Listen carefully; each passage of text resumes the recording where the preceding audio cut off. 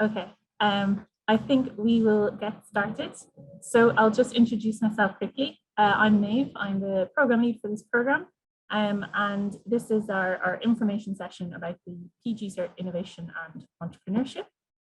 And I am delighted to welcome, first we'll have Jake, who's our academic director here at Tangent, to tell us a little bit more about Tangent, about the program, and why he thinks this program is a great idea.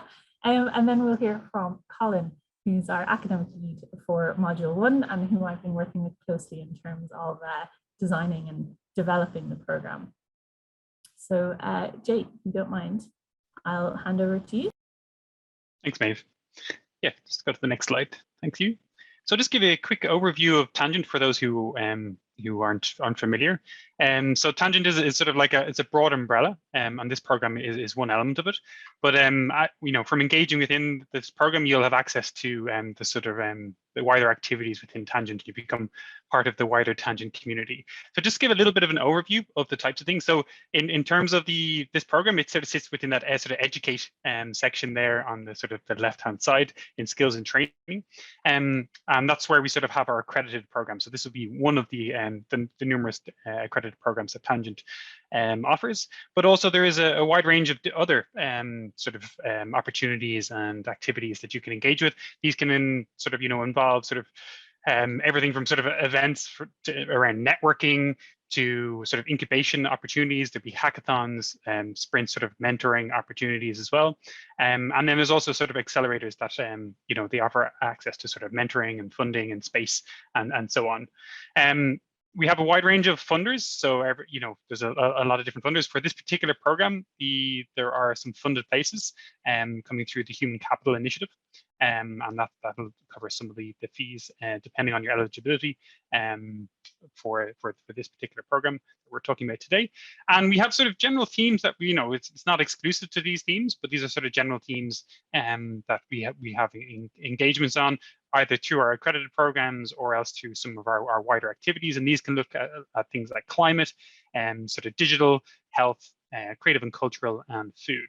And obviously we're part of the wider Trinity family. So, we have engagements and access to the 24 schools, we have opportunities as well. So again, we have offerings at undergraduate as well as a postgraduate. So we have different students and a real sort of mix from across these different disciplines and approaches engaging within Tangent. So it's a very vibrant community to become part of. And I think that's a sort of a wider sort of aspect to probably link into beyond just thinking about the program itself is these wider offerings. And this, if you haven't engaged with Tangent before, maybe this program is your first step in, but it will give you access to the wider ones. Or if you have engaged with other ones, perhaps maybe this gives you an opportunity to sort of delve a bit deeper. Next slide, please. So who is this program for? It's a level 9 part-time postgraduate certificate. It's worth 30 credits. It's aimed at sort of masters by research students, Ph.D. students, postdoctoral researchers, and early career research staff from all disciplines. So it's basically if you've got a research interest, we're sort of looking for that type of person to sort of engage within this program. It was originally a joint certificate solely focused on PhD students, but we've received new funding from HCI and we sort of broadened the scope and realized that there's probably an opportunity for us to engage with researchers in early stage researchers across the board. So we're hoping to do that with this iteration of the program. The refresh content sort of meets sort of a current research context. So it's as you'll sort of see in the content that we're going to explore, it's very much sort of thinking about different sort of pathways you might take and the approaches in terms of innovation entrepreneurship that you can take to that. So the multidisciplinary teamwork in module 1 that leads into sort of personal development and entrepreneurial skills through to module 4. Next slide, please. So the program learning outcomes are to sort of discover the potential for the development of new ideas latent in their.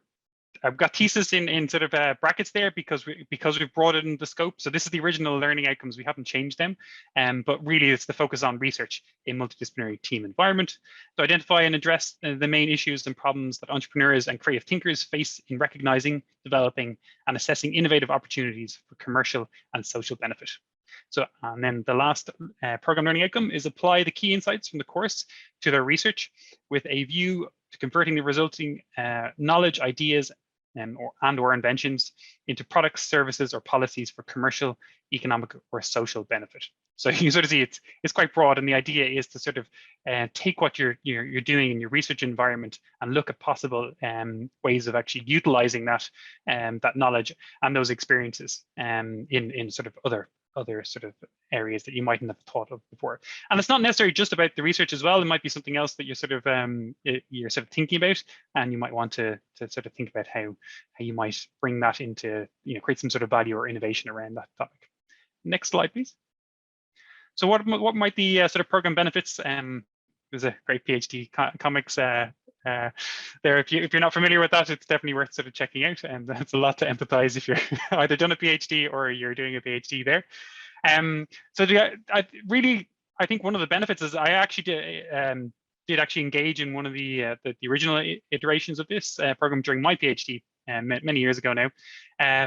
And I think the first point here is to work within multidisciplinary teams on a new area of research targeted towards sustainable development goals. So that opportunity to actually work with others from different disciplines and sort of, get outside of not only the silo, because sometimes, research and PhD work and so on can be quite sometimes, depending on the research group that you might be part of, can be quite isolating. And I think, getting to meet others from across different disciplines can actually be a really invigorating, and sometimes even just having those cross-disciplinary conversations can help you reflect back on your own research and actually realize maybe there's something else that I haven't thought about, so it can trigger new things as well. Engage with a wider variety of researchers, from different disciplines and career stages. I think the career stages one is a nice, interesting one that we're bringing in now. So they'll be at different levels, and I hope we're soon to spark some interesting conversations around that. To experience new ways of thinking, from design thinking to entrepreneurial characteristics. So although we sort of explore the idea of sort of entrepreneurship, it's actually the sort of entrepreneurial mindset and sort of capabilities and competencies that we're really looking at here, and how these actually can be applied across the board, whether you continue on into academia and maybe you're going to be a principal investigator and you're going to go for your own funding, or perhaps maybe you want to spin out a company based on some of the IP from some of the research that you're working on, and you want to take a sort of a full-on entrepreneurship. So it's the full gambit, and we're going to explore the various different pathways and opportunities that you might be able to utilize from your prior experiences, and ultimately sort of building your competence in those sorts of skills, but how that also relates to your ongoing research work. So I'm going to pass over now to Maeve again. Sorry, trying to find the unmute button.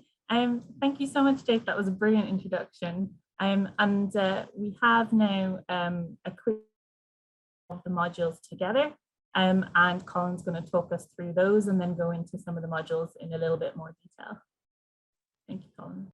Perfect, brilliant. Thank you very much. Welcome, everybody. My name is Colin, and I'm the academic lead on the program as well. So I help design it in conjunction with Jake and Maeve. So as basically to reiterate what Jake had said, we're all aware of the growing importance of multidisciplinary research, of innovative thinking for identifying new, interesting areas for research, for development, for company spin-outs, or even just for your own kind of passion-based projects. So multidisciplinary is the way forward. So we've designed this module to try and equip you as well as we possibly can to be well positioned to embark on this sort of, innovative multidisciplinary, either applied research or even kind of theoretical level research, as Jake had said, whether it's applied to a PhD thesis or it's just a personal side project of yourselves. We've made it multidisciplinary and flexible to cover both.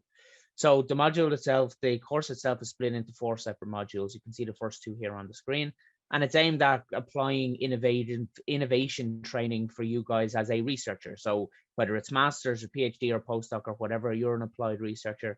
So we've tailored the courses to look at innovation for your skill sets, to enhance some of your skill sets and experiences, but also to fill in some of the gaps that we're fully aware are present in many kind of traditional structured research programs. So module 1 focuses entirely on innovative creative thinking, and that runs and it focuses on how you think creatively, how you identify opportunities, how you maybe ideate and try and get outside your own maybe research little box or research area to try and look for new options, new research strands, new collaborators, anything new basically. How can you structure your thought process to get out of what could be a very linear unidirectional approach into a more multi-directional, open kind of innovative thought process and creative thinking process. The second module then is innovation pathways for researchers. And what that does is looking at how you potentially could apply these sorts of new innovative creative thinking lessons that you learn in the first module in the bounds of your position as a researcher. So from developing new research proposals and projects into applied innovation and potential entrepreneurships to spin outs and spin ins and social enterprises, whatever it may be. It's tools and materials and processes that are aimed to help you do more with your research, either in a traditional academic research format or maybe some of the new kind of more outreaching, more public facing formats going forward. The third module then, if we move on to the next slide, the third module is opportunity generation and recognition. And this can be very, very difficult for an awful lot of people in an academic sense because we have to look outside ourselves, our own speciality and our own expertise.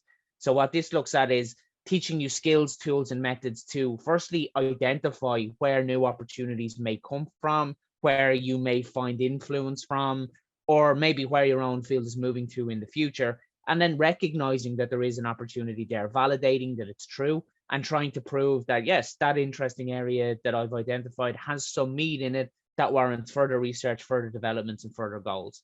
In addition to that, then, we kind of help you cover how you communicate effectively in it. So, academic communication is very, very unique, and sometimes it doesn't do as good a job as it could when relating to people outside that academic space and mindset.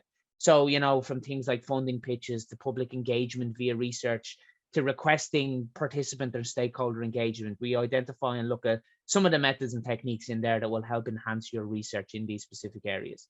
And then the final module, the fourth module, focuses on leadership.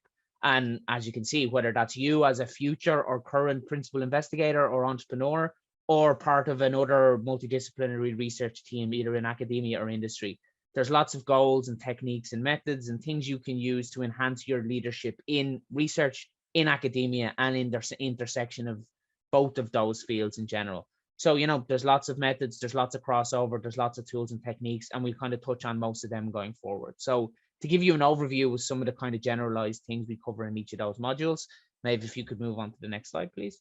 So module 1, creative thinking. By way of an example, things we would be looking at and investigating and researching in would be tools, techniques, and methods to think more creatively, kind of taking influence from art, social science, other non-scientific, non-technical fields to try and enhance your creative process and your thinking process. Using something like design thinking. Design thinking is the framework for an awful lot of innovative work done in Tangent in particular. So using something like design thinking as a creative thinking framework, something to help you go into this field you might not be comfortable in of creative thinking outside your own research area or field.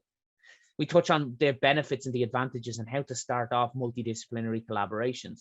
As I said, multidisciplinary is the future of research, in my opinion. So anything you can do to help build these collaborations, search for new ideas, come up with multidisciplinary projects is only going to benefit your research actions in the future. We'll cover things like, as mentioned, identifying new ideas, ensuring that the problems you come up with and are trying to solve actually fit with the solutions that you develop. And this is something that technical fields always fall down on. They're great at developing solutions that maybe don't have a problem. So fitting the problem and the solution is very, very important. And there's methods that you will learn on how to effectively do that.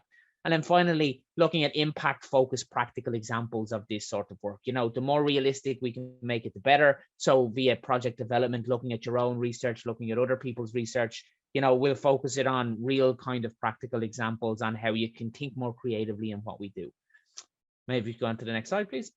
The second module then, innovation pathways. It's basically looking at new innovative thought models. How can we take these things to the next step once we've identified how we've learned how to think creatively and maybe identified new areas and avenues of research? What can we do with it? So things like that generally aren't covered in most PhD programs: empathy, emotions, and evaluating and investigating impact of our proposed or current research articles and proposals. Nearly all research in the world focuses on humans in some shape or form. And if we forget them and leave them out of the equation, research might go lacking in the end. So we look at how you look at empathy, emotions, and human interaction with what we do.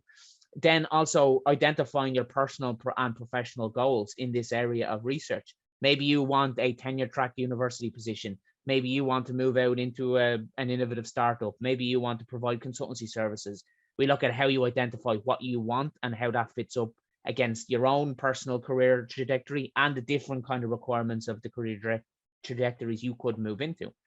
We then touch on effective communication, and again, getting over that kind of academic burden that an awful lot of researchers have on how we communicate, not necessarily in academia, but to the outside world, looking at alternate communication sources, alternate publication sources, looking at how you can promote not only yourself and your research outside the academics, not internally in the academic sector, but also externally into other sectors around that. And then finally, we'll touch a little bit on intersections between research, industry, and startup. They share an awful lot of things in common. They have an awful lot of things that are very, very different. And we look at how they interact, how they meld, and how they merge together going forward. If we could go on, Meg, thanks. Module 3 then looks at the ideas and identifying new ideas outside our own kind of wheelhouse and our own field. So tools and methods to generate new ideas. You know, where do these ideas come from? How do we get kind of insights on where the seeds of new ideas may come from, or the direction our industry is going to take, or our research field is going to take into the future? Then once we've identified them, we want to look at how you recognize real opportunity. You know, is there something there? You don't want to waste your time. You don't want to waste your money. You don't want to waste your effort on something that might not convert into something valuable in the future. So we look at how you recognize that.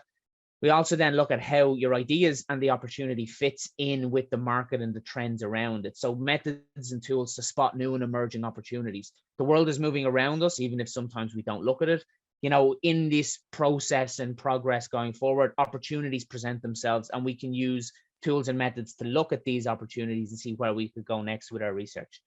We then look at what drives these opportunities and what trends and how they emerge and how we can kind of mine these trends for new research areas and new opportunities.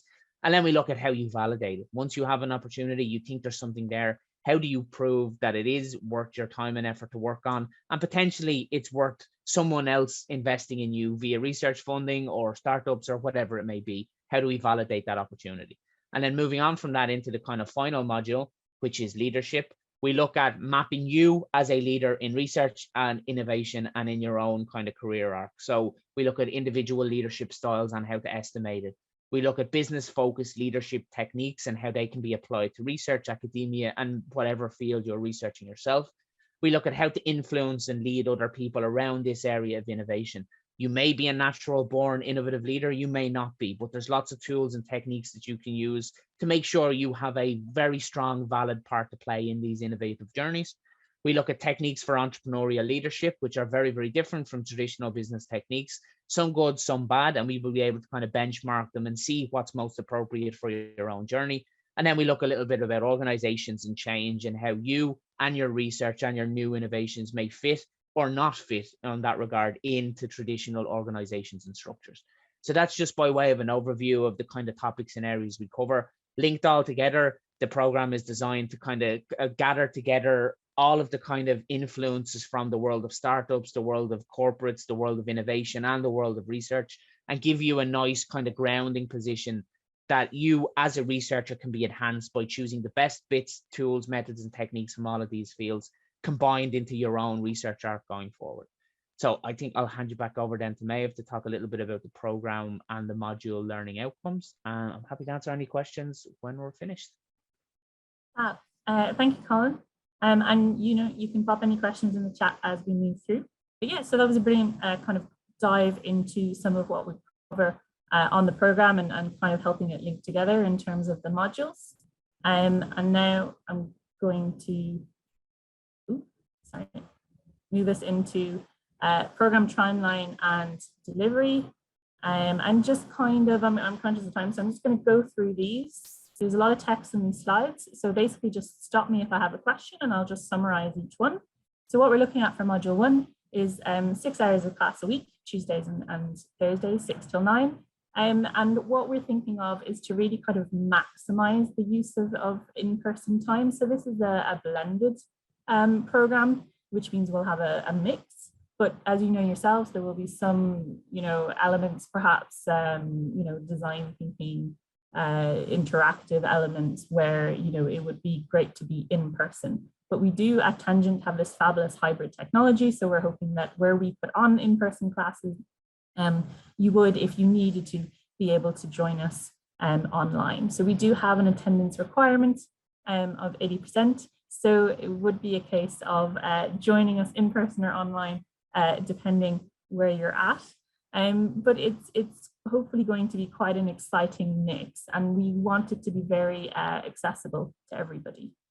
So we'll always do our best. And if you have any questions about, whether you have any difficulties meeting any of this, do get in touch and we can talk about what suits you. So you'll notice there were some dates on the module descriptors earlier. Basically, we start with 2 10-credit modules of 5 weeks each, and then we have 2 shorter modules of 3 weeks each, and there's a week's break between each one. And I'll always be available for sort of a weekly office hour, whether it's to dive into an assessment in more detail or whether just to chat.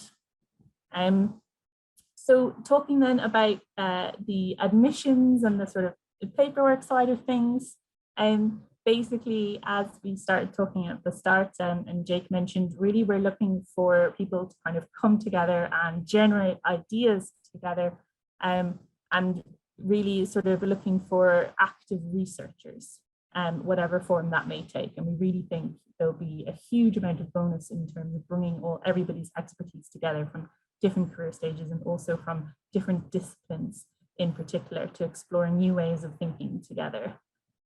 The application process is to put together a personal statement around your motivation to complete the program, and really kind of your specific research context and how you think this program is right for you, and then 2 academic references. So if you are a current doctoral student at Trinity, we ask that one of those academic references be from your supervisor, just to indicate that they are, supportive of you undertaking this 30-credit program with us, and then a CV and evidence of a level 8 qualification. Now, so the process will vary slightly depending on whether you're currently Trinity staff or students or whether you're an external applicant. But basically, I will send out emails directing you to the right link to apply. We have mentioned that we have a limited number of sponsored places on this program each year. Many thanks to the HEA via the HCI Human Capital Initiative for providing this sponsorship. So basically, the idea is that assuming you submit a complete application that demonstrates full eligibility and all of that, we will award this sponsorship on a first come, first served basis. So we will email everybody, alerting everybody at the same time once those application links are live. And then effectively, if you are currently a Trinity staff or student, that internal process, the HCI sponsorship, would cover your full program costs. And then if you are an external applicant, you would find that you needed to pay an application fee of €55. And then assuming sponsorship applies, there would be a reduction in your program costs, but there would still be some costs. And basically, we will do our best to very much apply as much sponsorship as we can, but we do have a limited number of spaces. So we encourage you to get in touch if you have any questions or if you need any help kind of getting your application together and complete and in as soon as possible. So just to summarize then, and then we have time for questions. Basically, we have your email addresses. If you've joined or signed up for the session, joined the session, completed an expression of interest on our website, or if you email us at PG Tangent Courses. So I will send you out an email with more information. And what we'd say to you is, if you have an interest in the program, do start putting your application together so that it's ready to go. We have a deadline for applications of February the 28th. And basically, as we mentioned at the start, and we've really tried hard to work together to bring this program to a new breadth of applicants so that everybody can come together on a really exciting program with some really exciting refreshed content.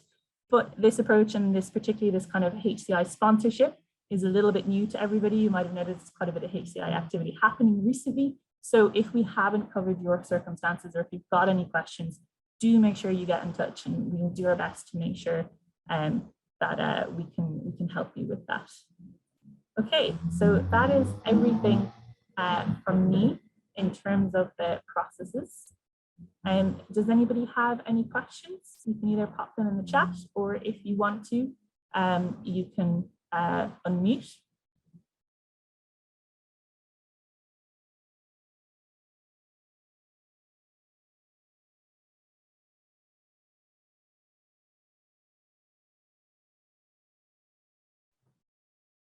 Everybody seems to be happy. That was a bit of a whistle-stop tour, I think. So some of that information might be sinking in. Let me talk a little bit then about how we have a question. Any information about the assessments for the course? Colin, do you want to say a few words on that one, or? Yeah, of course. So thank you very much, Patrick, for the question then again. The assessments in particular, Maeve and myself are building out the assessment structure now at the minute. We wanted, as you said, we're refreshed, as Maeve had said, we refreshed all the content. And as I mentioned, we want to make it as applied as we possibly can. So as wherever we possibly can, we're trying to build in applied assessment elements. So things like idea presentations or pitches, or recorded videos, or circulatable elements for communication based on your research. So we're finalizing them at the minute, so they're not locked in yet, but we're going to lean heavily towards more applied assessment criteria. So because it's ideation and innovation in particular, and we're looking at research, it's very, very difficult to use standard traditional education assessments. You know, it's exams and things like that don't really fit when you're coming up with new ideas or things that don't exist. So, you know, we'll lean heavily towards pitches, presentations, reports, feedback, summaries, things like that, and we'll integrate it to make it as applied. And by applied, I mean we'll make it focus on your own research or a specific project that you and a group of other members on the course might work on together. So you actually have tangible research outcomes, for want of a better word. You know, you'll have presentations, you'll have pitches, you might have recordings, you might have material and content arising from it. So we're leaning towards more applied assessments than traditional assessments, but that assessment list has just been finalized now between ourselves. So more details on that should be available very, very soon.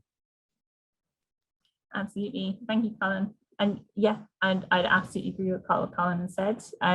So it was, you start off with kind of a multidisciplinary team in module 1, and then develop kind of more personal sort of research and learning goals as we go through the modules. Yeah, thanks for that comment, Patrick. Yeah, that's basically the idea. So for example, you know, on some of our current programs, we might have you develop a business case around a company or a hypothetical company. On this program, what we'd like to do is see you sort of maybe identify an opportunity, whether that's based on your current research context, and write up a business case for that. The idea being that very much we want to ensure that these are useful to you. I see 1 or 2 other questions. So Mohammed says, except 6 hours a week, do we have assignments too? How much time would that take? So this is a 30 ECTS program. So we are obliged, unfortunately, to send assessments your way and to have a certain amount of contact time. And we really think that, you know, sort of 2 evenings a week coming together will be really useful for everybody. And obviously we'll have time within that, both in terms of delivering content, but also time for your group work and discussing and interactive elements as part of that. I couldn't give you an exact figure on how much time that might take. But as we said, as Colin and I have said, we're all working together to make sure that, you know, the assignments are tailored to the learning outcomes for the program, and also are relevant to you and your context. I see a question from Almudena. When would we know if we get the finance full ride or half ride? So that would be after you apply, basically. So what we need to do is we need to look at the applications and make sure that we have a full, complete application. So there are 1 or 2 requirements, as I said, around the HCI funding. For example, you need to be domiciled in the EU. You can't be on more than 1 program that's been funded by the HEA at the same time, that kind of thing. And obviously we need to know that, for example, if you're a current doctoral student, that your supervisors and support. So basically we need to look at the full application. And then what we'll do is we'll start to apply sponsorship. And we figured that basically we're in line with Trinity policy on this.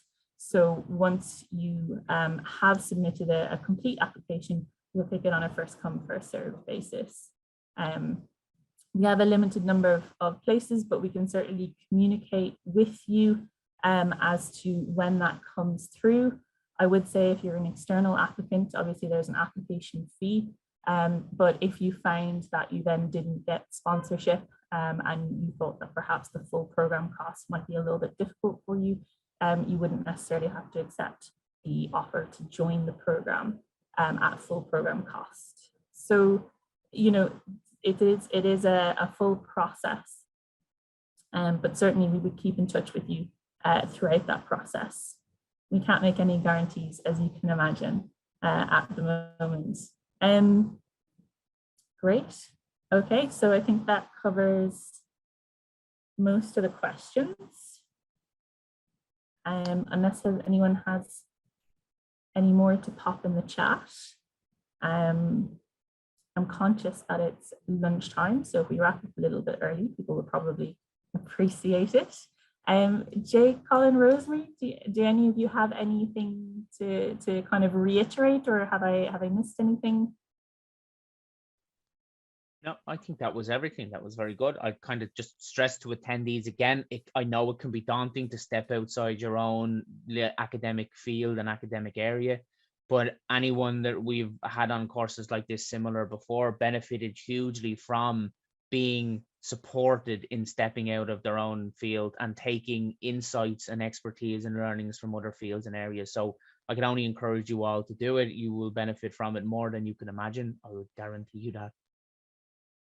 That's great, Colin. And I have to say, this is a fantastic opportunity. We have this HCI funding. So, if you're an internal applicant and you get that sponsorship, that's the full program cost covered, which is absolutely, a brand new opportunity. And then it's also, we hope, incredibly good value for our external applicants as well. Jake, did you want to say a few words? Yeah, no, just to say, I think we've covered most of the points there, but if you have other questions, you can follow up in the email. But having done the program myself, or a version of it in the past, yeah, it's just great. It's sort of an invigorating experience as well, getting to meet new people from different perspectives and to take a sort of to reflect back on your research and the sort of the area you're working on from different perspectives and hear other people's sort of takes on those things. So yeah, it's quite a sort of I think also sometimes you might feel like maybe you're in a little bit of a research sort of the quagmires of research, or you're feeling uninspired by it, and you feel like it's a thing. So this might be a way of actually sort of injecting a little bit of invigoration into your work. I think there's definitely a PhD comic on that if you want to look it up with regards to that. So yeah, it might be a way to sort of spice things up in your research perspective. Brilliant. Rosemary, did you want to add anything? Or I really just wanted to remind everybody if the burning question comes after the session, which it may do, just to email us at PG Tangent Courses and we can follow up on any queries that anybody has. And to say thanks to Maeve, Colin and Jake for a really informative presentation. Thank you, guys. Thank you, everybody. Okay, grand. Then we will wrap up. This has been recorded, so we'll follow up with an email and let you know how you can access that recording. And as I said, do get in touch if you have any questions. All right, brilliant. Thanks, Maeve. Thank you very much, and thank you to all of our attendees and our lovely panelists. Thanks, Maeve. Thanks, Colin. Thanks, Rosemary.